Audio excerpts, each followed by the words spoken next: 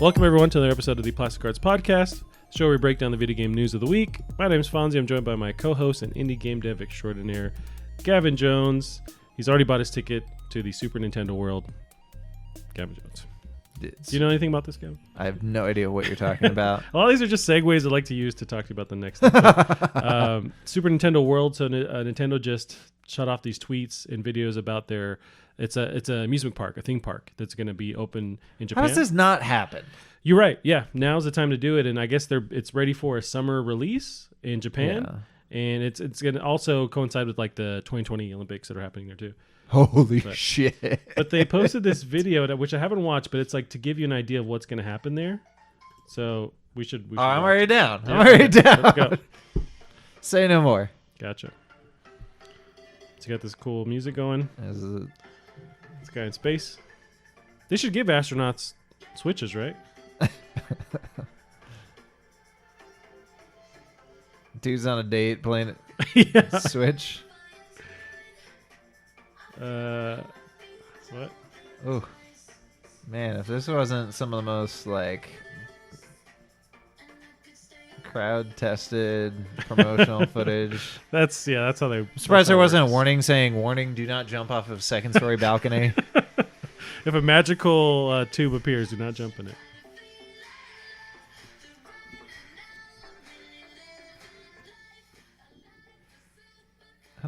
One girl looked like. Looks cool. The astronaut guy doesn't have shit to do. It's like, oh shit, who's flying the space station? It's like, I'm gonna go hang out with Mario. Can you imagine if the internet was fast enough in space that they're just What, teleporting? Oh, is that some sort of? Are we supposed to know who that is? I think she's like a younger, cool, DJ artist thing. This is dope. I don't know if that's what you do when you go there, but it's cool. If it is, sign me up. Well, there's definitely got to be like a mushroom like trampoline room. Well, they show a lot of people moving. Is there an emphasis on like? Is it like a active, awesome? I hope so. Jump around kind of thing? Can you imagine if this like? And I would pay like $1,000 if there was just like a Mario themed, like the show Wipeout.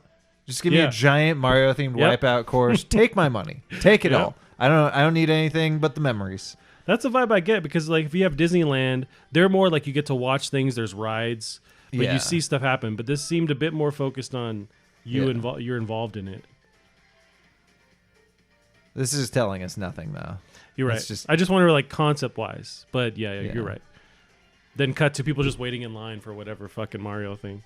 Yeah, I am kind of curious though. Like you mentioned the whole motion thing. Like I could definitely see that being a thing and being insurance really wise, fun. it seems like a crazy situation. Terrible idea. That's another thing about getting older is you think about the insurance, like what's the lawsuits happening.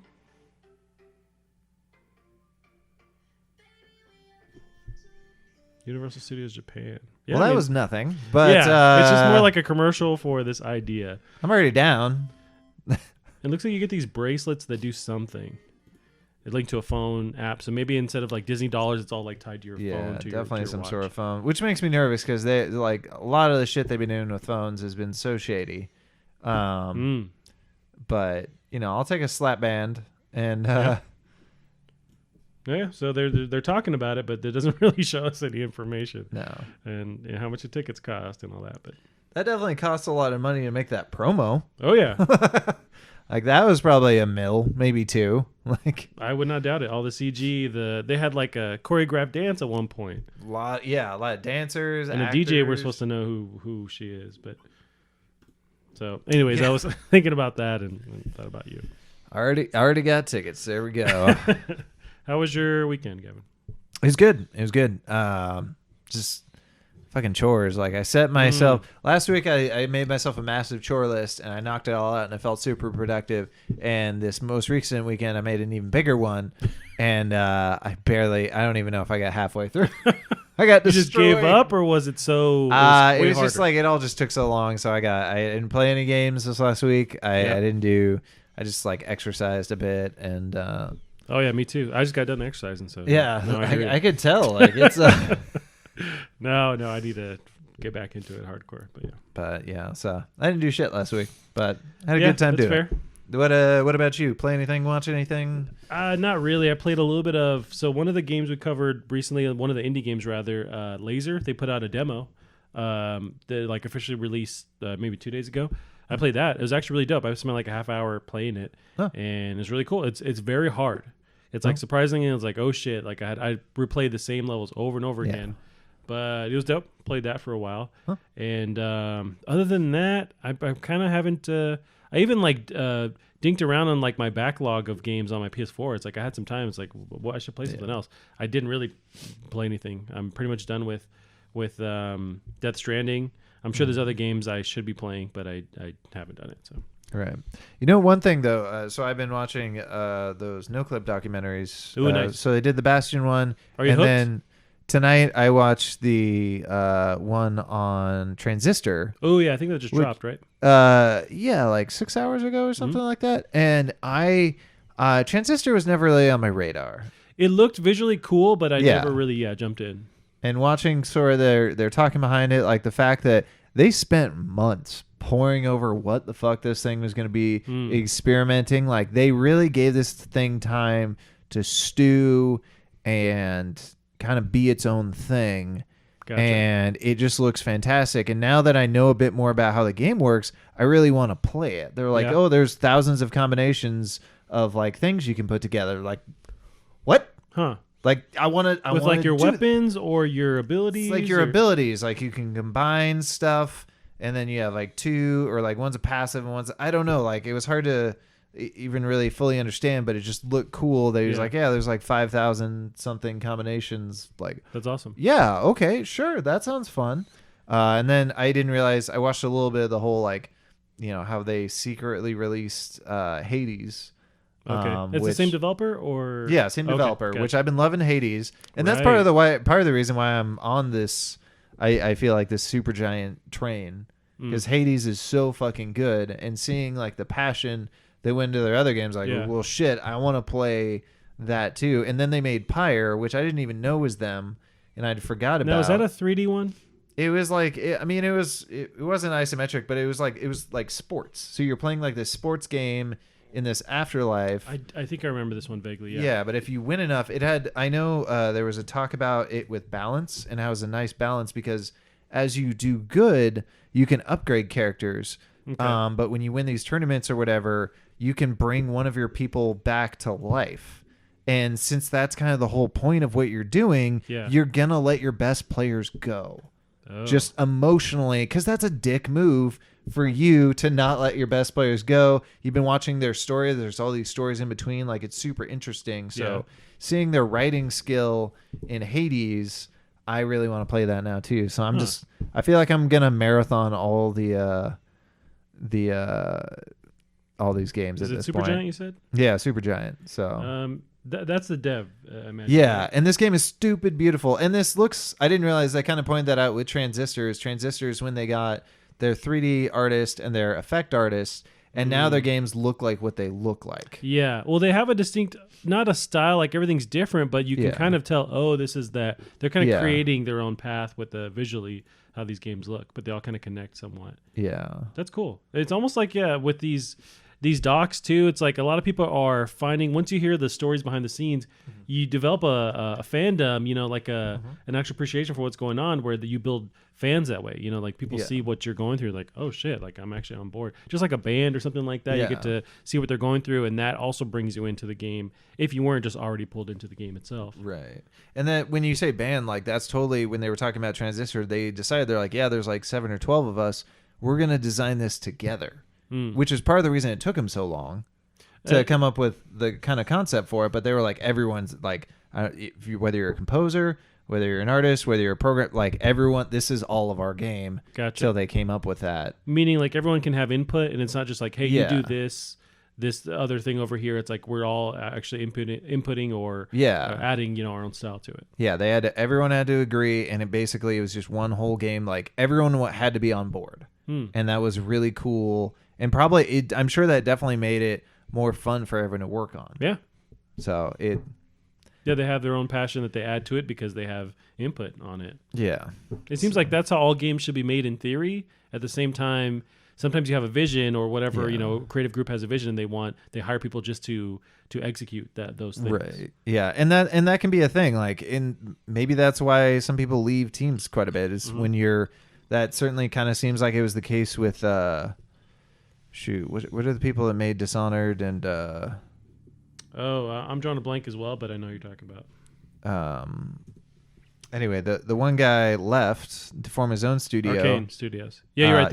Arcane. Yeah, because he wanted to make games his way. And I think that's sort of the thing. It is, sometimes somebody can lead you with such passion, that you really want to work on that game. But sometimes it's like, well, all right, we're no longer making those games. Right. So I can't, what was that called? Weird West? I really want to know more about that. Oh, yeah, they did Weird West, yeah. Did they show that off at the Game Awards? I want to say yes. No, I don't think they did. I think they showed it off at something. Like E3 or something? Now I can't remember. But yeah, it looked interesting. I really hope it's good. To me, it really screams Wild West, Fallout. Yeah, but with like a weird magic instead of mutations, which is great. True. That's dope. I'm glad so you need to go down the rabbit hole of all the no-clip docs because there's so many awesome ones. The one on Doom is fucking legendary. Like the insight they get. Did you watch that one? Okay. Or maybe no. You know what I'm thinking of? I watched this like hour-long GDC talk from the composer. Oh. Okay. Where he talks. First of all, that dude is amazing. He was a big talent when they brought him in. Like they knew they were bringing in the big gun. Yeah. But he was also, he's a metal composer and he puts guitar in literally everything he does. And so they're like, all right, so no guitar. I'll see you later. And packs his bags. Sorry. So he did it like as best he could. He did that soundtrack with no guitar. And towards the end, like he had this really good sounding soundtrack, and he's like, "All right, you guys know me, you trust me. Let me throw in guitar." They're like, "All right, throw in guitar," and it's perfect. That soundtrack is perfect. I think he even put on, if I remember correctly, he put a distortion on his guitar to make it sound like a chainsaw. I vaguely remember that from the no clip stuff. Yeah. Or there was a great line he puts in where he talks about there's a like when you. Like synthesizers, you can see all these things. So there's a program that'll change the audio just enough that you can make a drawing. Yes. And so he's putting in pentagrams, just to piss people off. Yeah. That shows this guy's going above and beyond to create something fucking awesome, and it's the passion there, and that's the people you want on your team doing that kind of stuff. Which was extra funny because like people are evangelicals or whatever are getting pissed off. They're like, they're not playing Doom, come on. Right? But he's like, look at this audio, and they found it. They definitely found it, and they're like, there's pentagrams in this music. They're singing demonic things to your kids. Like, did you see the rest of the game? Yeah, it's not for you, man. Like I think in this next game he's probably going to be beating up angels. Like there's no fucks given. Thought you were pissed before. He's taking our lunch money. That reminds me, there's a new Doom trailer, which I don't want to watch almost, but there's new Doom trailer. I didn't know that. It hasn't dropped yet. I want to say it's tomorrow or it's very soon. They've been tweeting about it, and I think they're revamping the advertising campaign because it's now soon. Was it February for the new Doom or March? Because I know they pushed it back. It was supposed to be the holiday season. Are we going to be battling that with fucking no, it's not going to. Yes, it's not going to be good. It's around the same time, but I know it's not one for one like the same week. You know what? I bet I could make time. Like I could be in the middle of Cyberpunk, take a break, beat the new Doom, and then just come back. And I don't even I think that would be fine. This is probably the only exception I could make, though. Yeah. So we have March 20 for Doom, and then February, Cyberpunk. March. Okay. Yes, I have to do it on my fingers, everyone. Thank you. And you're good at math, Gavin. Who said I was good at math? If you're fucking developing and programming, you got to be good at math. No, you don't. Are you serious? I assume that. I have the computer do it for me. There are a few tricks I can do. It definitely helps. Like I remember back in college, I was better at math and I could do all sorts of crazy predictive collisions. So you'd know. Okay. But now it's just fucking computer do this. Yeah. Well, that's all I was trying to help my nephew with his math homework. Yeah. And a lot of it's like, you don't have to use any of this bullshit. So eventually you realize, Right. like, first of all, a lot of this math you don't have to use unless you're in the right profession for it. Right. But a lot of us use computers, calculators, phones to process it for us. Yeah. But you can't tell them that for some reason. They got to know it on their own. Do you think teachers have stopped saying you're not like always gonna have a calculator on Right. you? No, I think they if they're smart, they'd be like, oh yeah, you have a calculator, you have a movie projector, whatever, you have a phone, you have a fucking just a teleporter, like you have everything. You might need it at one point because we definitely, not that this was fucking useful, but in college they made us have to teach. We had to program a function in like binary, or it was not binary, but whatever the smallest. Why am I blanking on it? It's like BASIC or something like that. Programming language, and try and do in binary, moving bytes around to do a division or a multiplication. Wow. So like knowing how to do cool. so on a base level was kind of neat, and moving stuff around. Yeah. But yeah, it's the last time I've ever used like basic fucking. Was like MS-DOS kind of stuff, or even more like basic or rudimentary than that? Or well, I want to say the programming language is called BASIC. I've forgotten that so much familiar. of my learning. Yeah, and it's as down in the dirt as you can get. Cavemen were using this on their abacus back in the day. I mean, they were punching holes in their punch card, feeding that If into the the Flintstones space have told us shuttle anything. one card at a time on a stack this tall and the width of this room. That's always nuts to me too. Yeah. Yeah. Well, Gavin, we didn't play shit, but otherwise, some pretty good news happened this week. Bad journalists. Yes. Not gonna. Well, yeah. Terrible. I think there's actually a requirement to be journalists. Yeah, There's some like- kind of education in that field. I think education might actually be a qualification, which that's would fair. show how bad a journalist we would be, because we don't even know what a journalist is. No, we would fail. They wouldn't even let us in the interview process. Right. News repeaters? We're news repeaters. Thank you for your time. Regurgitators. News, that's basically what we are, news regurgitators. Everyone else does the hard work. Right. But there's this big news that came out today. There's a couple hours ago. PlayStation will not be at E3 2020. So they officially tweeted it out today. So I'll go over we just talked about regurgitated news. Here's the actual article from gamesindustry.biz. Christopher Dring writes, PlayStation will miss E3 for the second year in a row. The firm told GameIndustry.biz that it does not feel the vision for the event is right for what it has planned for this year. Here's a quote. After a thorough evaluation, SIE has decided not to participate in E3 2020, said a Sony Interactive Entertainment spokesperson. We have great respect for the ECA, which is the E3 body, as an organization, but we do not feel the vision of E3 2020 is the right venue for what we're focused on this year. We will build upon our global event strategy in 2020 by participating in hundreds of consumer events across the globe. We have a fantastic lineup of titles coming in PlayStation 4, and with the upcoming launch of PlayStation 5, we are truly looking forward to a year of celebration with our fans. So just another year. It seems like if this year they're also not... Because the idea was, okay, they're skipping last year because they're getting ready to promote PS5. Right. Now it's the time to promote PS5, and they're saying still, hey, we're good. So is there more to be reaped when you actually promote your own event and own your when you do your promotional like live event on your own, just promoting PS5? It's a bit strange. Like, you think like Nintendo is the first people to like pull out of doing a They press left a while conference, ago, right? But they're Officially? still a big part of E3. They do their presentation, then they do their treehouse, which gets tons of press, even though it's its own press. And then, like, they're still on the floor. This makes it sound like PlayStation is not on the show floor. Because last year they were not, so it seems like the same deal this year. To me, this, like, last year, skip a year, but this doesn't make sense when you're launching a console. You're right. So does that show that the idea or the influence that E3 has is waning, or there's just the same amount of influence you can have by hosting your own event? We have the same analogy, or like the similar through line that I think of is Valve with Half-Life Alyx. They just tweeted that shit out of the blue and then did another, like, not even event. They just, here's a trailer. And that's a big announcement to not be at the Game Awards or to not be at E3. They just tweeted it out and had the same coverage. So is there more clout with just being on the internet and just revealing something, having a live event?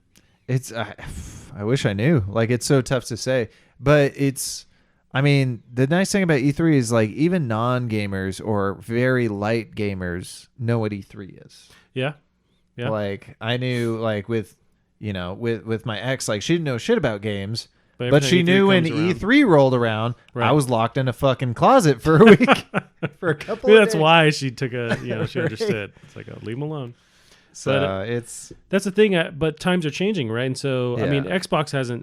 They haven't announced they're going to leave. They took over that spot last year. Right. That PlayStation left. So I wonder if this is just another kind of it's showing how the industry is changing and how E3 doesn't have its same weight, or not even that. It's just that you can also produce your own amount of excitement just hosting your own event on your own.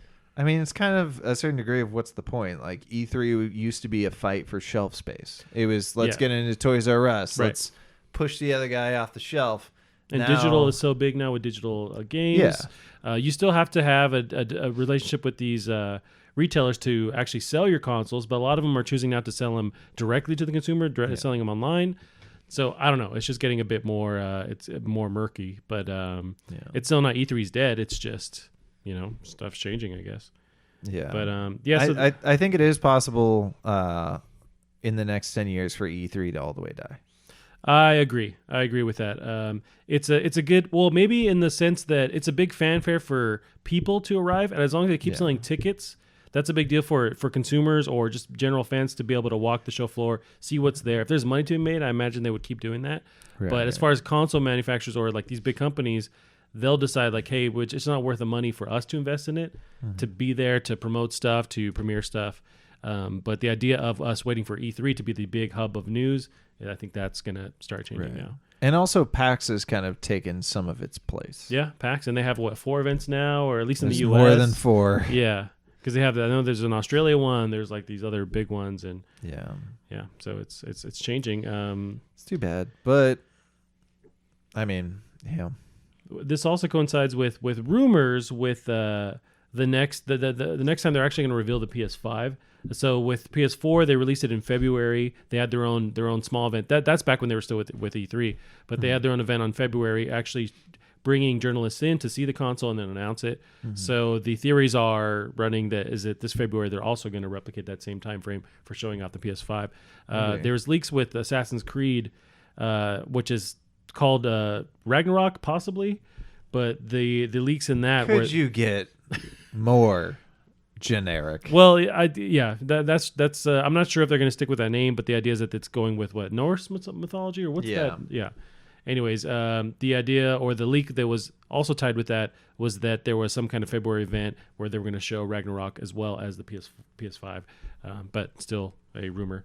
But yeah, so they're not there. I don't know how that changes their strategy with promoting it. That means for sure they're going to have their own event. I don't know where in the year that falls, because they need to have it not close enough to the fall, because that's when you really start having your advertising, thing in full swing. You can't have it too close to the holiday season, so it's got to be, but not now is possibly too early. So when do you have that?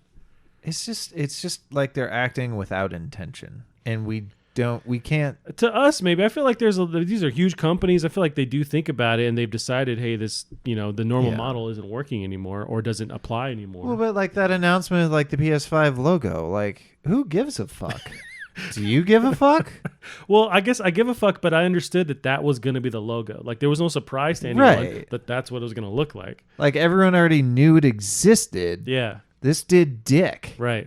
So Yeah, that was very strange to me, but right. maybe they felt like they had to show something at CES, but they really didn't. A lot of us were just putting too much energy into expecting an announcement out of CES. Yeah. Like you look at the hard drive thing with the solid state, like that was a leak when they showed off that preview of like Spider-Man, right? Yeah, when swinging around. I think Xbox has been like showing this shit, haven't they? Like they're like, hey, it's got a solid state drive. Like, yeah. At this, I guess they feel like because they're the top dogs this generation, they can decide and hold everything close to their chest and decide when they actually want to reveal it.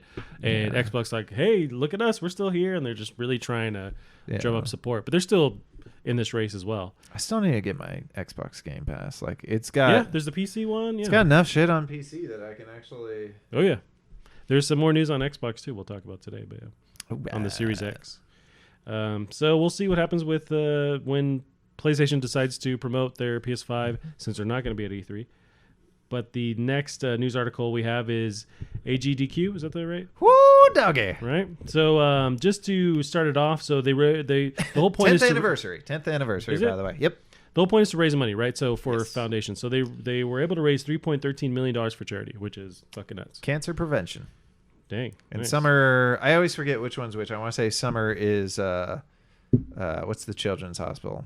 St. Jude's. Okay. Because the next event is it's Summer Games Done Quick. Yes. In June 21st. Yes. So they always do summer, and this is the winter one. Gotcha. Yeah. I think this is the original, I believe. I see. Gotcha. Yeah, we talked about how it's kind of it's growing as far as like taking over the mainstream media news every time it comes around. And a lot of the wacky stories that come out with people like able to speed run games you wouldn't expect too. Mm-hmm. But what were some of the stuff you took away from it? I saw that somebody had speed ran Control in an hour, like 40 something minutes. Yeah, I was watching some of that. That was pretty. Well, you're talking about with the gun, you turn into a gun. Yeah, well, they didn't turn into a gun. Their character model disappeared, but that's what I said via text. Why did was that intentional? Or that was just a byproduct of them. I'm sure it was a byproduct. I don't think it helped them, but it just looked goofy as shit. But yeah, they were jumping all sorts of out of bounds. Really good at avoiding fights. Something I thought was interesting. They mentioned like they were having to fight enemies carefully because they knew in the next wave spawns the enemies. So they spawn in set locations. Or they can spawn at set node points, but they're going to spawn at those node points ahead of you. So you want to be facing a certain direction. Oh, to stop them from spawning? Just to make it easier to do stuff quickly. Oh. And some of the stuff like they'll take damage when, something pulls through them and then when it goes through. So they were using that. Like there was one trick where he like grabbed like, I think it was like a fridge. And on the pull, it like hit two people, and then he shot it through another. So he did like a triple kill in a half second. Whoa! It looked awesome. So you're not only glitching, but you're using the actual skill to be able to do that maneuver. Yeah, that's awesome. It was very, very impressive. But yeah, it's just really awesome. They set a new record. I think the previous record was 2.4 million. 2.04 million. It's not a real number. It's not a real number. And so they hit that. What was the deal with the guy who was speedrunning? He was speedrunning BioShock, and he intentionally glitched another game to play. There's something that went over my head. I didn't see that. They've been doing weird stuff like that. Oh, I think, so they did there's that meme where everything goes black and then it comes back at the very start of Skyrim. It's like, oh, good, you're awake. It's a super popular meme. People tend to do it with like, there'll be like a funny video and then it all goes black and then it comes to that. It's sort of like Zoop. I did not know what he was doing or why. It was funny, but yeah. It's basically the Rick roll of this decade. Okay. And I love it. It's funny enough. Yeah. Did that affect his speedrun, or how does that work when... I have no idea. It's like a theatrical... Absolutely no clue. But there were definitely some really interesting moments. I only caught like a few bits of it, but like Terraria, I was watching a Terraria speedrun, and partway through, like his save file got corrupted or something, and he's just sitting around trying to fix it, and like nothing's happening for like 20 minutes. He's just sitting there. He's like, well, it's too early to jump to the next game. Like, I'll try and entertain you guys. And he's just trying to fix it. And then all of a sudden, it fixed itself. He's like, holy shit, let's go. And like the whole crowd's behind him and everyone's super hype.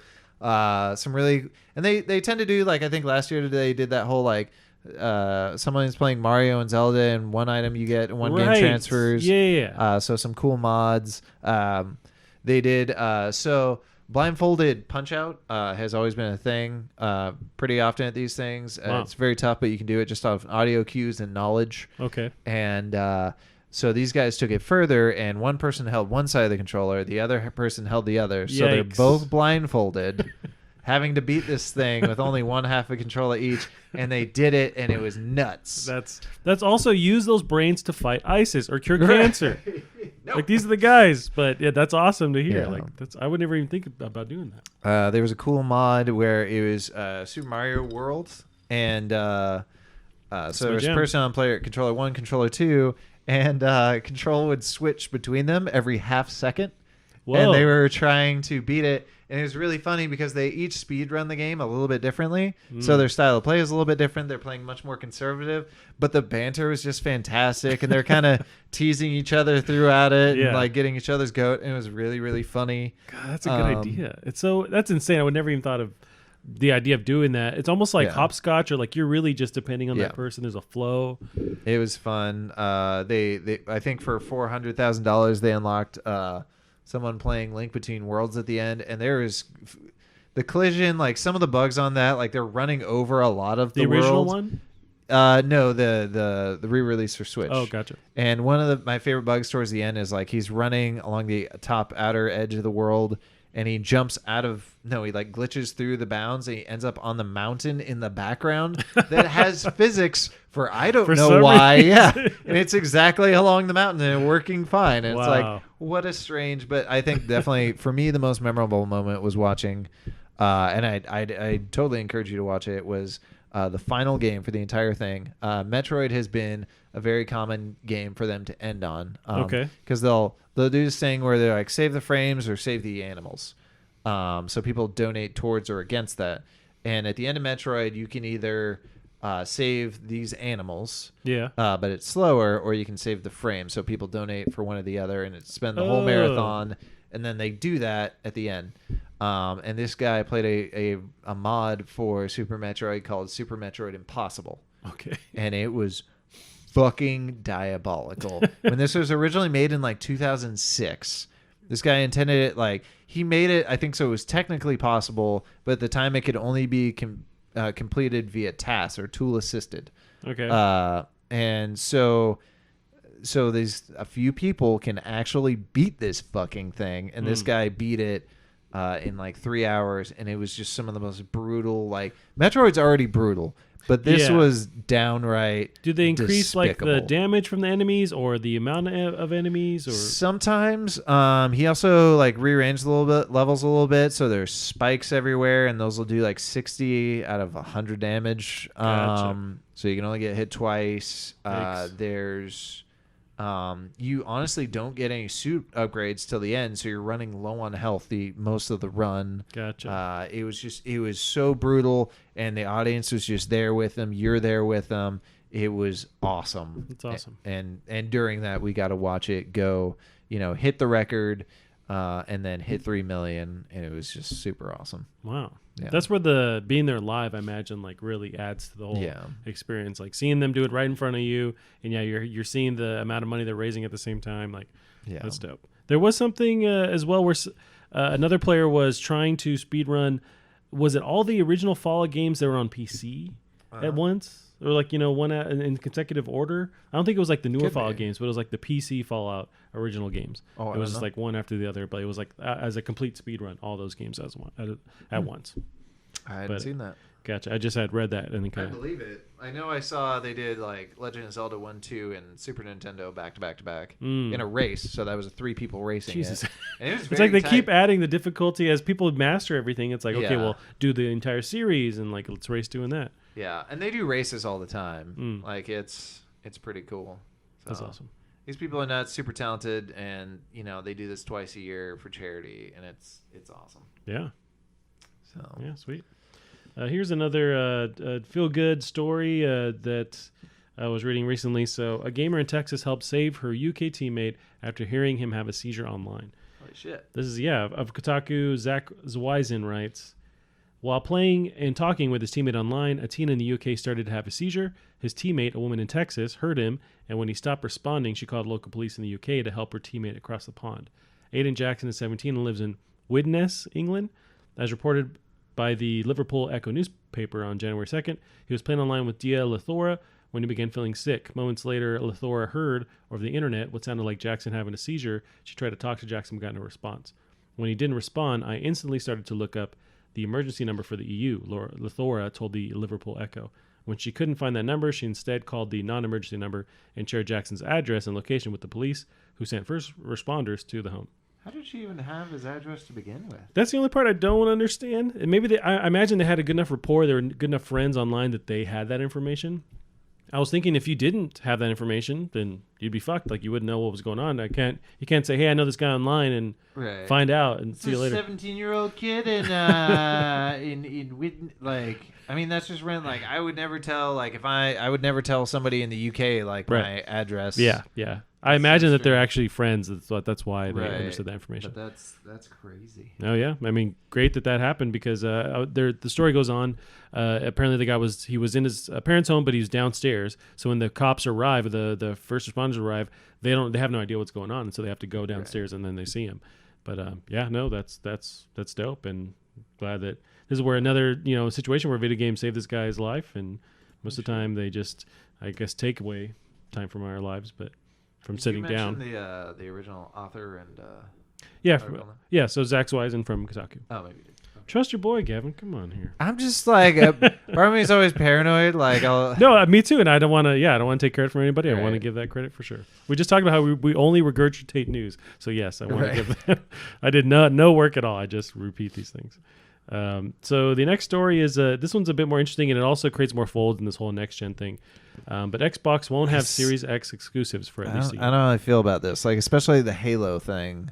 I think we maybe not disagree, but I think we look at this quote unquote problem from different angles, and it could be more of a problem, or it could expand and offer them more ground to cover with this next gen race. Maybe, but anyway, we can cover it really quick. Yeah, just the little blurb from Matt Kim, IGN.com writes, 2020 is when the next generation of consoles is set to be released, but Microsoft is appending the playbook this year by announcing the upcoming Xbox Series X won't launch with exclusive games. Instead, any new title playable on the Series X will also be playable on older Xbox One consoles as well. So read the article. He goes on to write about it. But yeah, so stuff like the big hitters, really like Halo, is going to be playable on Xbox One S all the way up to the One X and the Series X. The idea is them, I imagine, expanding that player base to kind of gain some more ground because they have lost players, consumers in this last generation. Yeah, I mean it's kind of nice from the perspective of, I feel like you can probably use the same disc to play, Halo, whatever it is now, on both your Xbox One and your next gen console, and that's really good. It sounds like there's going to be more backwards compatibility. Yeah, they're really touting that with this console iteration, that it's going to be backwards compatible with everything. So it's either on the disc or they're using stuff where you can download those textures again. Like there's a pack that you have to download. That's nice. Like that's really, really cool that you can do that. Yeah.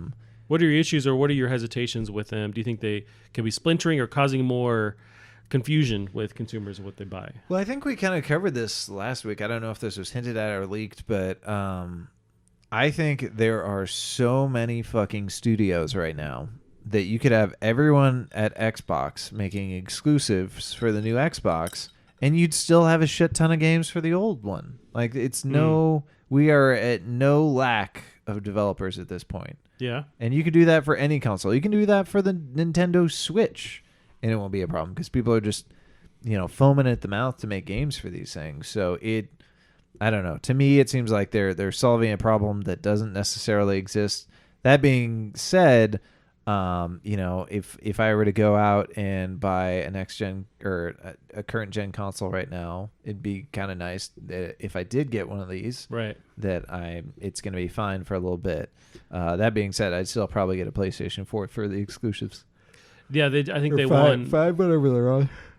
They're on 4. I think they won the exclusive race for sure with PlayStation. Right. With PlayStation. You gotta have exclusives to win that race. Right. Yeah. So, and then historically with like the last Halo and the last even Crackdown, like all these things are kind of touting as, okay, this is the next exclusive, and it just didn't. It fell short. But I guess on paper I don't have a problem with this. I like the idea of them giving more security or peace of mind to anyone who does jump into Xbox right now or has in the past couple of years, because they know, hey, I'm in this ecosystem, and whatever I play or whatever comes out for the next 2 years at least, I can play it on my dusty old Xbox One S or like even older Xbox original Xbox One, or I can actually jump into the Xbox Series X. It reminds me of like the PC model where you have the potato, you have the regular, you have the ultra. Yeah. So as far as like with the devs having to deal with this, they already kind of have to if they put a game out on PC anyways. So in theory, it shouldn't be that crazy. But the rumor also in tandem with this is that PS5 is not following this model, that they're creating exclusives for PS5. Right. So I don't know if they're going to completely split, and that's what's going to help, because this would help Microsoft gain some ground, because it's more player friendly, it's more user friendly. It's like, hey, whatever you have, it works on our thing. Yeah. And PS4 is going, or PS5 is going, hey, that's also on my Tinder profile right there. So whatever you have, it works on my. Hey, that's, you increase your player pool, you get more people. Increase the audience. You got. No one's interested, but you got to try. The audience is still 0. Yeah, no, it makes it a bit more interesting. We'll see how that unfolds. But I like that idea. It's just because, especially you throw into the mix along with this, is the whole Game Pass thing, where you have all these games that even if you don't buy a physical disc or an actual retail game, you have access to all these games. So I think they're positioning themselves to gain a lot of ground with this next gen. So they're even taking like cuts or hits with allowing or having these games not be exclusives for their next gen title. They really need to almost like steal Nintendo Wii's trailer or like commercial from years ago of the whole "we would like to play." Just walk in and kicking in the door at people's house. It's like, hey, you got some phones? Let's play some Sea of Thieves, bitches. You know what? That's actually awesome. Yeah, to show like you can play it here, you can play it there. I mean, you can already do that with Fortnite, and boy, if that doesn't work gangbusters for Fortnite. So yeah, do it here. You got your Xbox One, you got your Xbox One X or One X. You got your Xbox Series X. You got your phone.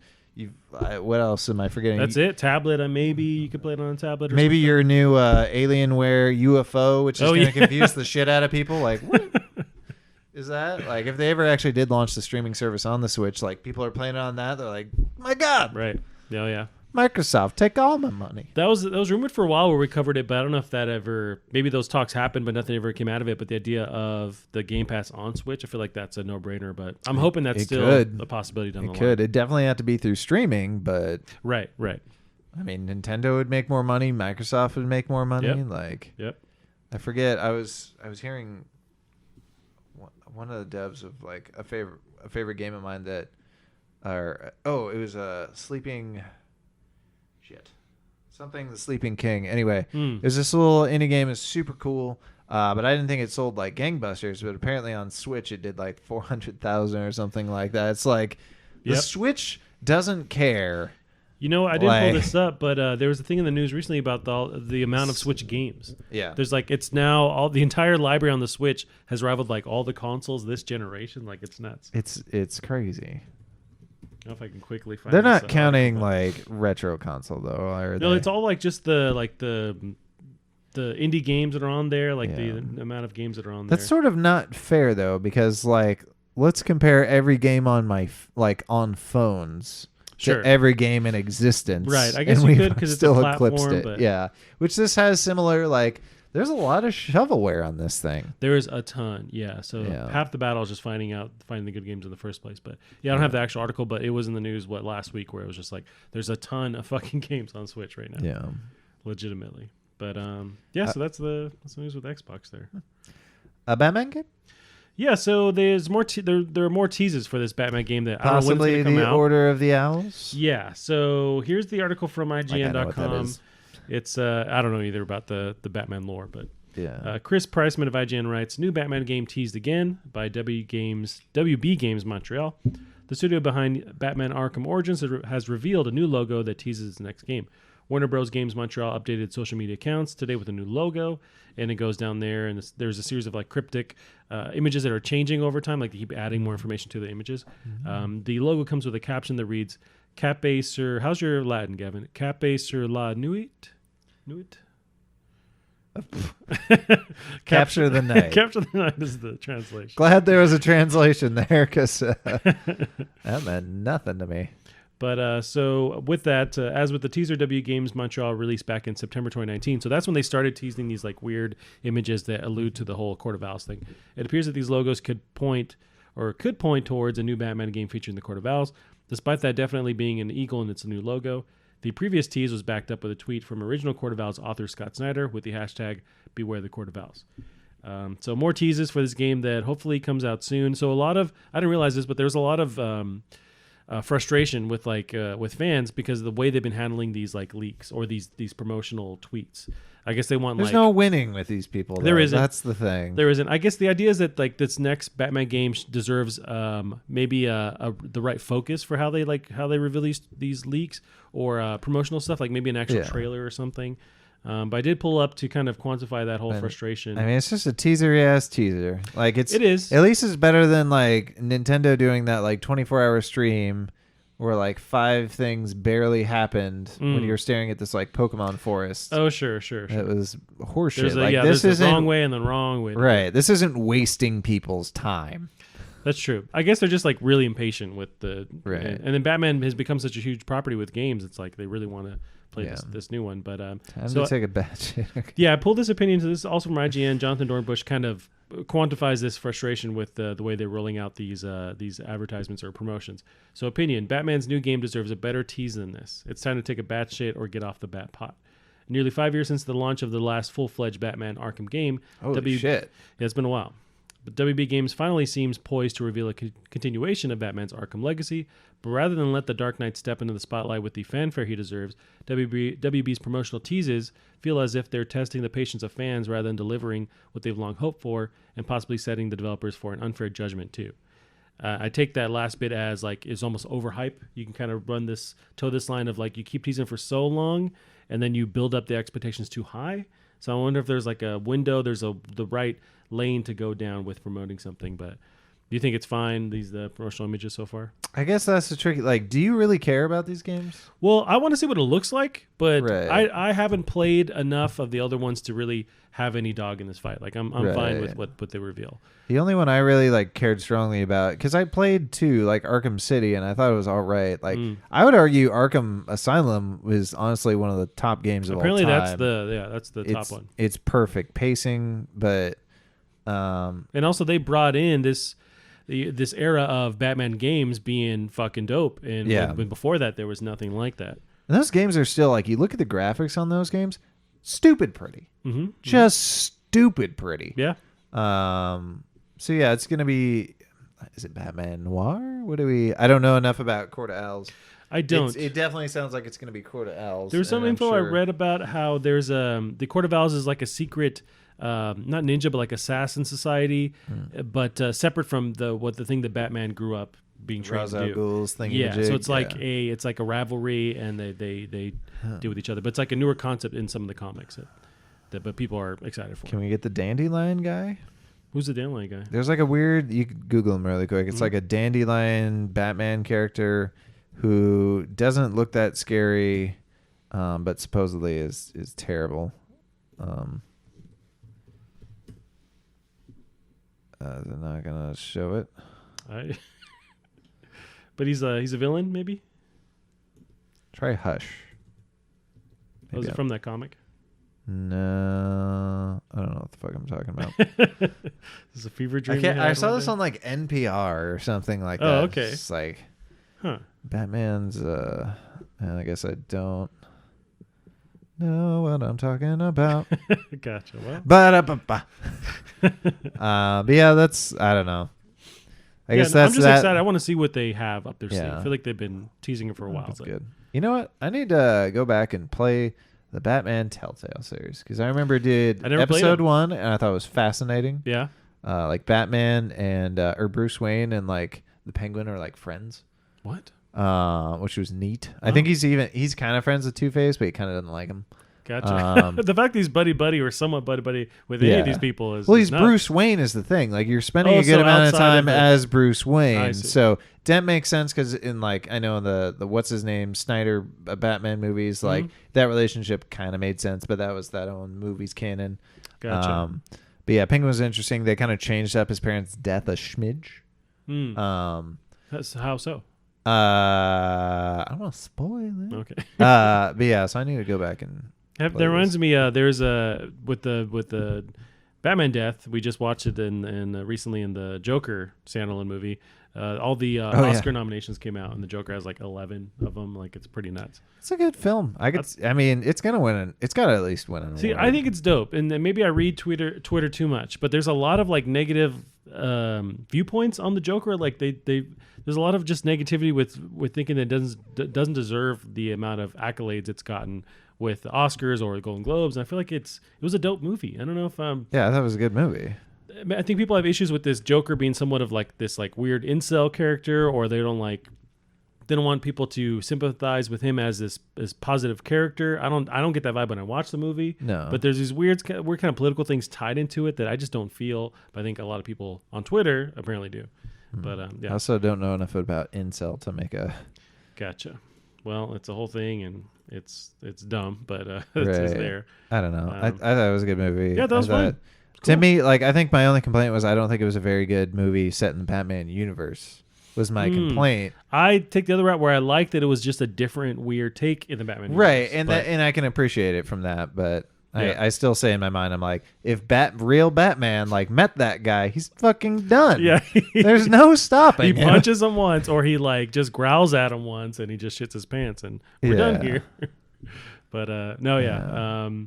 That guy's not a mastermind. He lucked into literally everything. He did, yeah. And maybe if they were to do a sequel, like he could develop that, whole mastermind idea of him, but he really does kind of. I don't think he's mentally because they talk about his backstory with his father. Like, I don't think he's got.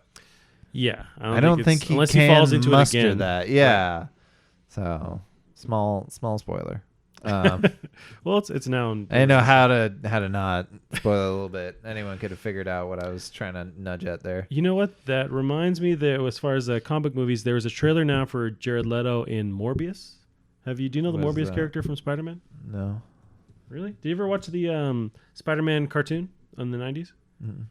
Well, you never. Wait. You never watched it? Yeah. Oh, okay. Because he's a character that shows up there. But I'm saying if you haven't watched it, you got to go stop now and go watch it. Is this on that like awesome DC streaming service that I desperately want? No, so this is Marvel still, or Sony owns the villain rights to all the Spider-Man characters. So this is a Spider-Man? This is a Spider-Man universe, but Sony run movie because they own the rights to Spider-Man, but also like the Venom stuff or the Sinister Six, like all those characters. Dude, can you imagine if like the Marvel people got to run at Venom? It would be dope. It would be dope. I saw on Imgear that somebody did a clip of it was great. It was, I can't remember. I think it was like a super version of what's the red version of Venom? Carnage. It was Carnage. It was like a mega Carnage. And he was ready to just whoop some ass. And it's whoever has Venom, and he's standing next to Bruce Banner, and he leaps off of the guy onto Bruce Banner. Whoa. And then you have the Hulk covered in Venom. That's dope. And it just destroyed. And it was such a cool That's so fucking cool. Marvel people. Let's give Disney. Yep. Let's give them Venom. You know let's what? Get that. There's a comic where Carnage, or it's Carnage, he jumps onto Silver Surfer, and he's this red Silver Surfer Carnage thing on the surfboard. It's fucking nuts, and it's just like a short run. I always try and buy it, but it's not even that expensive. It's like $20. I just never want to pay that much for it. Because so Venom or Carnage or whatever, like they corrupt their hosts. I think but Carnage they take their can powers. just take him over though, can't they? I think Venom has to corrupt them. I'm not sure. Yeah, I'm not sure. That's my knowledge breaks down. But because they're all different symbiotes and they all have their own different characteristics, or there's more than them. There's like there's like Toxic. There's a bunch of them. Yeah, but like Silver Surfer, now you know more about him than I do. Isn't he like non-corruptible? He's basically like a robot. He's got issues, but he's more like a robot. Oh, he does. Yeah. Okay. He has conflicting like stuff with the stuff he's had to do with Galactus. Is almost like if he's been not abused, but it's like almost like if he's been there's that. What's that syndrome where you're held kidnapped and you kind of Stockholm syndrome. Yeah, he almost has that for Galactus, where he's had to do all this horrible shit for Galactus, and he's held captive, and he just kind of like just thinks he's a cool guy after a while, but he still has to deal with all the stuff he's on done. a fucking surfboard. Yeah, he's pretty dope. He's one of the dopest looking characters. But I want to show you this more. I haven't seen it, so I want to get your take. Especially since you have no idea what's going on. Right. I find it interesting. But Jared Leto is the main dude, and he's like a vampire superhero. Right. The trailer for Morbius.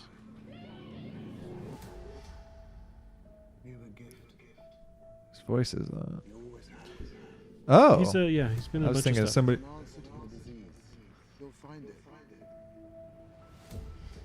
Oh, it's Jared Leto dressed as Jared Leto. Yeah. He might have whatever physical thing going on, but he looks like Jared Leto, so he's still no problems there in the women department. I do appreciate that, like, he physically can disappear into a role. He can. He's so weird that he'll just he'll completely absorb. Like his Joker role didn't look like Jared Leto to me. No, I think you're right. Okay, so he has cerebral palsy. He's testing stuff. Yeah. Scientist. Now he's on Kong Island. Oh, I figured out what song they're doing. All right. Dun, dun, dun, dun. I hate it when they do that in movies consistently. This was your plan? Yeah, I don't know what I was trying to accomplish there.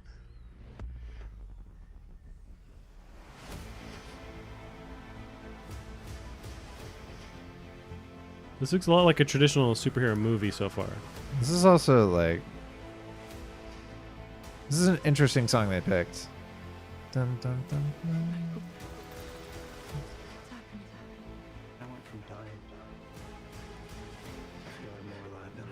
God he's damn! Oh, nice. He's got the Nightcrawler What teleporting. the fuck? I'll just watch that. Just do that the whole movie. He's a villain in the Spider-Man universe, so I'm interested to see how he turns dark. Is this... We got Doctor Who in there. It's Matt Smith, I think is his name. Doctor Who is what his name is. Matt Smith can get it. I remember the time I didn't like him. Yeah, it took me a first little while. bit. Yeah. Ooh. Morbius. Okay, I think I remembered who Morbius is. We need to look up a picture though. Yeah. Did he? Oh, so it is a little Spider-Man. Birdman or whatever his name was in Spider-Man. Oh, yeah. The Vulture. Vulture, yeah. Which I do dope. appreciate how they made the Vulture. Like, all right, Morbius. I'm picturing this guy, but I'm picturing him from the X-Men, which I know Spider-Man is technically in the same universe. I mean, technically, he just is. Well, now... So I'm picturing this guy who's pale white. I think he had like a thing in his forehead, like a flat top maybe. He wore a lot of black, yeah. I think you're getting towards that direction. Nope, not who I was thinking at all. Not even a little bit. Yeah, so he almost dresses like there's that well-known like punk singer. Yeah, I feel like there was an X-Men character that looks kind of like that particular photo you're looking at, but yeah, he's not that guy. Okay, gotcha. Yeah, he's a villain. So I'm not sure how they. So he's Dracula. Basically, he's the Marvel Dracula. Yeah, cool. But he's badass. Has all these powers and stuff, and he's always fighting Spider-Man. Like how he's doing all the science, and it just comes down to we're going to go to Kong Island, I'm going to cut my hand, summon some bats, and then I become Dracula. One thing I found weird was for a second he's walking by an alley, walking in an alley rather, and there's a graffiti with an older looking Spider. It looks like the Sam Raimi Spider-Man. That's Sam Raimi Spider-Man. Right? Look at the eyes. Yeah, it looks like him, and then the webbing and stuff like on his the way his suit looks. But then when you cut to, you got what's his face, who's Vulture. So those are different. So I don't know. I'm just, or maybe that is a traditional Spider-Man. Wow, that's weird. I feel like the internet, if they haven't already picked on that, right? The internet's about to have a fucking heyday with that. There must be a reason. Especially with trailers now, with superhero movies, everything is intentional what they show. Yeah. So I'm not sure what's going on there, but yeah, I just wanted to see your take on that. I think it looks like a cool movie. Yeah. I'll watch it. I'm so far out of the loop on. You are. It's bad. Like when I was looking at, I looked at that list that the one girl I was talking to was watching in the marathon. Oh, it's yeah. Like I've seen like a quarter of that thing, and especially Avengers, because they keep making the Avenger movies longer, and that just like They do, yeah, because there's more stuff they have to kind of jam pack in there. But I've seen 1 and 2, and then the other day I started watching like 3 and 4, first half. And I was already just like, all right. I just have I'm that. Not ready. I love them so like, and I was also watching them as they were coming out, so it wasn't a big daunting thing to go. Oh, I have to watch all these movies. At that time, the drought, it was just dripping. You know, one by one. So it's like it was easy to go watch this one and that one. And I love them. But yeah, part of me always wonders like, what would it be like if Disney had a shot at DC? I like that they exist in different worlds or different influences, different creative controls. I like that because I think they found that they should take a different route, almost like in the comics. They took a different route. I think they still could take it a different route though, because a Marvel movie doesn't feel like a Star Wars movie. Doesn't feel like a Pixar movie. Like if they could give DC the proper darkness, give it, make the villains the highlight of the movie, give it the full DC treatment. But could Disney do that? Because they're at the heart a wholesome family company that's still entertaining with these movies where they have action and stuff. I would say yes, but they might fuck it up. And the point I would give to it is the original Pirates of the Caribbean. Mm-hmm. Like everyone remembers one of the biggest, most memorable things of that movie was Captain Jack Sparrow. He was a side character. Oh, to Orlando Bloom, right? Yeah, Orlando Bloom. Like it was his movie. Yeah. So they do like you make the enemies interesting. They did that especially with the later with the what's his Jangler. I think they did it best in like the third movie, but they made him interesting. They're finally figured out like interesting villains. Yeah, Davy Jones. But Marvel's finally making their enemies interesting. So give them these really good DC. But that being said, Disney already has too much power. They monopolize everything as far as entertainment. Like I was worried enough when the same writer for Doctor Who was writing Sherlock, and I'm like, ooh. If that turned you off, then yeah. This idea of Disney owning everything, right? Yeah. No, it's interesting. I think you're right. They probably would do a better or a more just like popular idea with it if they were to take the reins of over DC movies. But I like the fact that because there's now this split. And DC hasn't had success replicating that same Marvel formula. They're now getting weird with it, and that I love that. That's we can have these weird comic book movies, like say with Joker. Yeah, I mean, I guess part of me is just like I want to see a good take, like, and that's why I liked. That's why I adored Daredevil on Netflix because to me that Batman in a lot of ways. Pretty much, yeah. No, that's very true. God, that show was good. It was very good. How could they cancel that? Well, that was right before that deal, and now it's all bastards. Yeah. Well, Gavin, to cheer you up, I found this cool, weird mod that apparently anyone can do, and there's instruction on how to do it. It's just really fucking hard. But it's so anyone can do it, but it's too fucking hard for people to do. Right. So Modder makes the GameCube Joy-Cons you've always wanted for your Switch. This is from John Fingas of Engadget. We're looking at the picture now, right? So the picture is on the screen now. It's he's modded technically a Wavebird GameCube controller to now switch on to the Nintendo Switch to join the Nintendo Switch and become the Joy-Cons. Oh. It's pretty fucking dope. If you're a veteran Nintendo gamer, you've likely dreamed of using a GameCube controller with the Switch, if just to create the 2001 vibe of playing Super Smash Bros. Melee in the family den. Mm-hmm. For mod creator Shank, that's now a practical reality. The hardware enthusiast has torn grim apart. Fucking modder name for attaching GameCube controllers to your Switch. I'm Shank. He's a DC villain apparently. Yeah. For mod creator Shank, that's not a practical reality. The hardware enthusiast has torn apart a Wavebird wireless controller to turn into a pair of Joy-Cons that share nearly all the functionality of the official controllers, including the tiny shoulder buttons used for shared screen multiplayer. It's as awkward as you'd expect, Shank said. About the only thing missing is infrared. And I think he's referring to the controller. Right. But yeah, so the article goes on. Just give some love to this Shank mods on YouTube. I'm going to put I'm going to actually find this video here.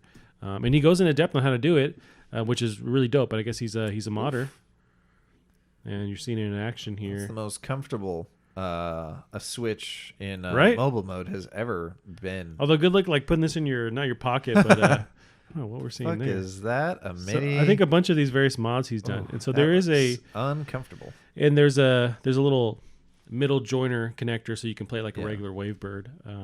Yeah, no, it looks dope, and there's instructions on how to do it. So he's taking apart like a Dremel, and do we have people already I'm sorry, in the YouTube suggested we've already got what happened to Stadia videos. When did it launch? It's 2 months ago, a month ago. Yeah, I've already forgotten. I think about it's it. but I think it's way too soon to be like what happened to Stadia. This is more clickbaity, but yeah. So kudos to this person. So Shank Mods over on YouTube. Wowzers. I still them out. love the GameCube controller. It was a super. Hold the up, only I thing think that I have sucked it, was right there. Yeah, The only thing that sucked was the C-pad. That was the only thing that sucked. with the two. You're talking about the two up here. No, the C-pad. Oh right, so the right stick was that's the the thing. C-pad. So should it be more of like an analog? Yeah, thing just there? make that an analog stick because that was so Yeah. uncomfortable for shooters. That's true. That's them getting into that foray of two joysticks Yeah. basically. But Well, I mean, that was still their iteration of because they had the C buttons. and why not two shoulder, instead of just the one? I mean, I think in their heads, like, because this was still. I mean, this was the Z button from the 64 controller. Oh, on the back. Yeah, so in their head, like, why would you have two? That's true. So, But this time you still have the Xbox, the original Xbox, coming out with it. So as far as like Yeah. competition wise, well, I don't think the Xbox had that second trigger. I think it had the white and the black. oh, you're buttons. right. Yeah, you're right. So- And eventually they moved up to the shoulder. Yeah, which maybe Sony. I don't know if Sony had that at launch or if it added that later. I feel like it had that at launch. Yeah. Nice, Gavin. So I have a few things more to show you. Oh, this was interesting. So this was last week, but I forgot to cover it. So this game, Escape from Tarkov. You heard of it? It's like a military shooter. Oh, yeah, it's super popular. It took over Twitch last month. That's what I was going to talk about initially, but it then was there was annoying. I couldn't get away from it. It looks dope. I watched the trailer. This is back last Super week. pretty, yeah. But apparently they've gone into some heat because they won't create women in the game for some reason. But so this is Escape from Tarkov won't include playable women characters. This is a Wire.com. Julie Muncie writes, do you remember Escape from Tarkov? If you don't, that's okay. It released quietly a couple years ago as another gritty multiplayer or military simulator It's game. not released, though. Is it in early access or something? I think it's been in early access. I think it's about to release. Gotcha. I think maybe released. I in could be quotes. completely wrong, and somebody out there is watching. Our one viewer is just like, My grandma's like, "Hey, fuck you! Escape from Tarkov is in early access." it's finally released. Son of a bitch. Well, so they got into some heat because their refusal to include female characters. So Julie Muncie writes, decisions like refusing to put playable women characters in their game, which features fairly anonymous, personality-free playable characters. Right. As of Kotaku reports, the creators at Battlestate have reiterated that no, the game will not have playable ladies because it will require, quote, a huge amount of work, unquote, and also, quote, game lore. Quote, unquote. Game lore. So now it's not clear how much work would go into such a thing. This has been brought up as an excuse before and debated before. In a lot of games, I should Right. say. A lot of games. I feel like use that. recently there was another thing that came into flight. So this does remind me of something. You can kind of tell when people put a female character model over like a male, skeleton or a male rigging, and they don't walk quite like women walk. Like women swing their hips a little bit differently than men. They move their shoulders. Sure. Like, Oh, yeah. They do move, so you can tell when it's wrong. And I kind of get what they're saying. So is it better for them to just do that, like you're saying, just No. do that lazy model, or then to not do it at all, though? Or like, what's the... Well, it's like they said, like your character is characterless. Yeah. I mean, I would equate this to Pokemon. Like your character in Pokemon had no character. So like There's still women, like a male character. yeah. So like that was an actual thing, and women were just like, why can't we just have a woman character? Like there's not even that many sprites. Right. Just put it in. And so like, oh, okay. So I see this as that. I don't think. Now I don't know what I'm talking about. I don't think it would be as hard as they're saying it would be. But you this has been understand this used as an more excuse somewhat. for a while. Yeah. And I've been on the own shtick of this where it's just like, why don't you add more accessibility options? And I'm like, well, because it's hard.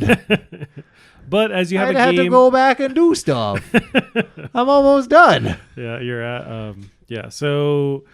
And I get that, right? But like, if you're super on the indie side, that's way more work, and there's a time aspect, there's a money aspect. But as your game that's like this, that's highly featured on Twitch now, it's a pretty big game. It's blowing up.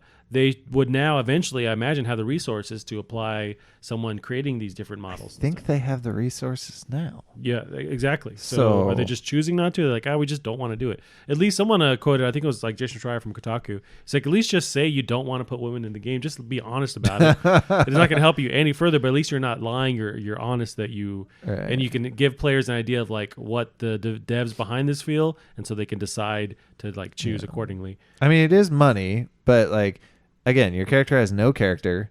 I don't think there's that much armor in the game that it would be that hard to do. Yeah. So yeah, to me that's not an excuse, especially the lore thing. Like, is this some sort of like universe where there's only men left, and the only thing they do in this world is collect resources and bullets. And I'm fine with that, but also make it super gay. Like that's how you can balance it out. Make them making out nonstop, which I'm sure they're not going to do if they don't win the game. I mean, this is Russian as shit, so yeah, that's why they're definitely not going to. That's why everyone's killing each other, because everyone's gay, and there's but also the Russian government is still anti-gay, so they're. Gotcha. Well, I mean. And that's the thing. Are they going? I think of so I've been playing a lot of Modern Warfare. Call of Duty Modern Warfare, the reboot, and there's women characters in the game you can play as and play with, and so it's like it doesn't hurt. Like I get why people were kind of butthurt about like Battlefield, whatever. Oh, like, right. Because even though I disagree with it, but also they kind of had a point. Like, yeah, there weren't people out running around in World War II with a fucking peg leg. There weren't. And like, also I don't care, but yeah. I get it. You do have a point. But we're also playing a fucking video game. Yeah, it's a video game, and I guess the devil's advocate, the other side of it is if you're going to let developers take a more inclusive version of history, which is totally fine and awesome, then I guess you allow other devs to be like, well, we're going to be more actually what happened, traditional, whatever aspect they want to do. Absolutely. Then I guess we let those different, creativity ideas happen, those different like personalities happen. Right. I mean, it's just not fun when you see this. It's also a thing. Like, there have been so many games that are released where it's an all-male cast, and no one bats an eye. Yeah, now it's getting more rough for that stuff to happen, but for sure that's been the norm. But, yeah. So, I don't know if they're going to... They said they're not going to change it, so we know what's going to happen there. I feel like they'll kind of fade more into obscurity, but not obscurity because they're, like, the top of the Twitch chart, so... Yeah, it's up there. Yeah. But there's also the aspect of it's first person, like, entirely, basically. Although, yeah, but you're seeing other characters... Yeah. It's a whole debate because you're seeing other characters. You want to see yourself shoot other women. I don't know how it goes. I don't know, but I feel like people just want to be able to have their player, their personality in the game, which is fair. I mean, I liked my stupid character when I was playing what was it, PlayerUnknown's Battlegrounds. Like, I'm gonna be running around in my tidy whities, and that's me. Like, that's my dumb expression. I play as a dude, and that was it.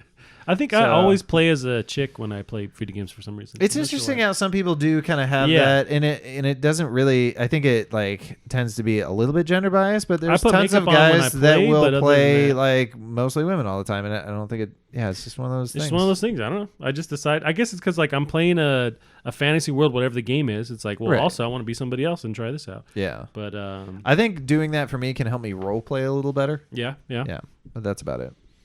Gotcha. Well, I'm going to end the episode with some just weird, cool footage I want to show you, Gavin, of me dancing in my undies. So get ready for... No, so this is a GTA 5 mod that's a Vice City mod, rather, in GTA 5. Oh, did you hear about the issue of Grand Theft Auto 4? Being taken off Steam, right? Yeah. I didn't bring that up because they ran out of keys. Is that the deal with that? Yeah, so they had to generate the keys from the Microsoft Store, and so like when that was all shutting down, they made as many as they could. Yeah. And so now they can't make any more, so they had to pull it. Well, how is there not a way to make more of it though? Somebody's gonna have to fix something, but they said it's like super hard integrated into Grand Theft Auto 4. Oh, maybe to stop like piracy or something? I don't know. I mean, that's why I was pissed when I bought not Battleborn. What was that?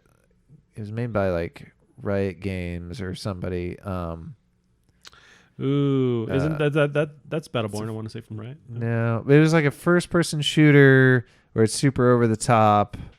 I think it was made by Epic Games though. Or no, it was People Can Fly. But it was in like a Mad Max style. Anyway, okay. But I was super pissed. Rage? It was kind of in that style, but way before Rage. But I was super excited to play this game, and so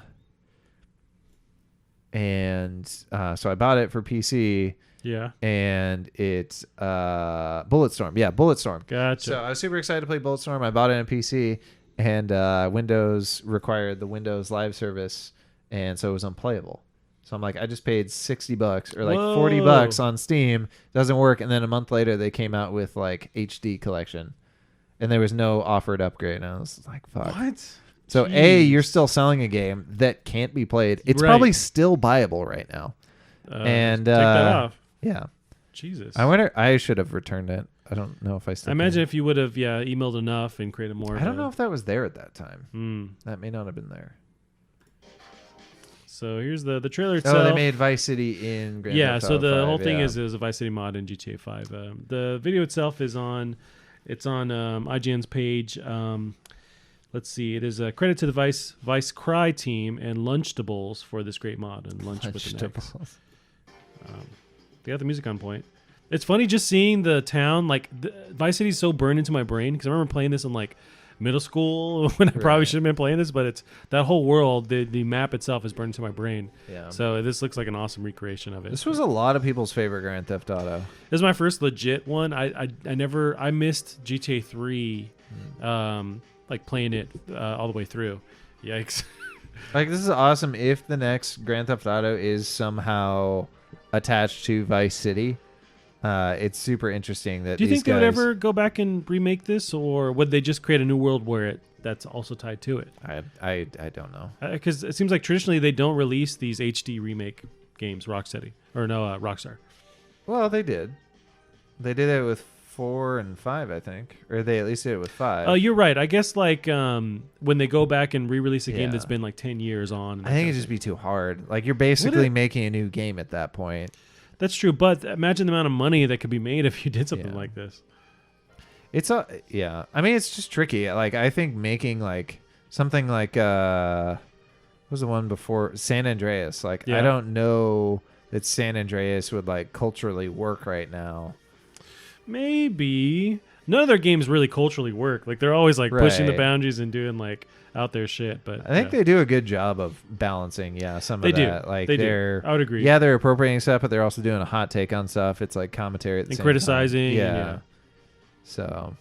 No, I thought it was it's a neat. If you're but making I don't think fun of everyone. You're making fun of no one. There you go. Yeah, I don't think we'll ever see a GTA or a Vice City, recreation from Rockstar. But it's cool to see that community do that. It would be neat though, like to stack this up if they put this, like, let's say they put some of Vice City into the new one potentially, like having these modders like compare their city to the new one and be like, oh shit, we did it, we got it just right. Yeah, nice. So the next thing I was going to show you is kind of a neat one. It's a Cyberpunk demake basically.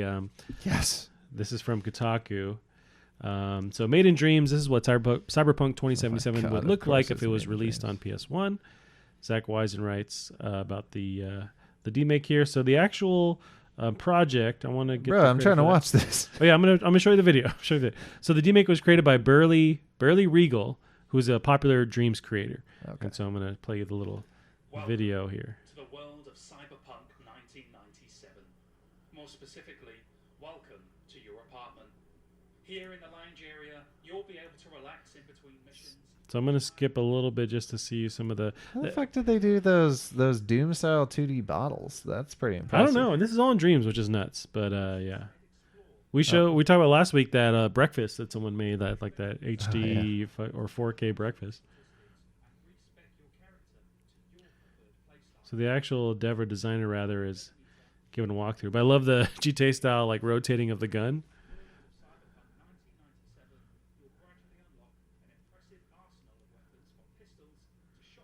Like that fan. That fan is pretty impressive. I feel like I'd love to get Dreams in your hand and see what you make with it. I feel like you can make some dope stuff. I think the only thing it would take so much time to like relearn. Well, just to make something like all of these take tons of time to make this good, and I just wouldn't have. Oh my god, it's a top down. I guess because it's a PS1 remake, so you have the top down version of the city. So like the original Grand Theft Auto. I can't believe they like made it so you can like get in the car. I don't understand this engine, dude. Dreams is just it's nuts. Mind blowing. They created a $60 retail engine that anyone can play, right, and get access to. The crazy thing is though, this would be so much easier to do in Unity. Would it? Yeah. Gotcha. Like you could be done with this in 48 hours. Does Unity cost money? How does that work? I don't know how it works. It used to work so it was like free, and then you sold your game, and if it made over such a percentage, they took a chunk. Okay. or maybe it But was like with Unreal, you have to like pay the license to use the whole. There were engine? different tiers with Unreal as well, and maybe I'm Oh. thinking of Unreal, honestly. Gotcha. And then with or you could just buy the Unity license, and I think all of it's yours. Gotcha. But it's expensive. Right. So there's just different options to Yeah. jump in as a dev. And you get the dark mode, so you Whoa. can save your eyes. That's good. Which is a thing. Yeah. Nice. Well, Gavin, that's all I have for you today. All right. Yeah, we'll end the show there. Where can they find you online?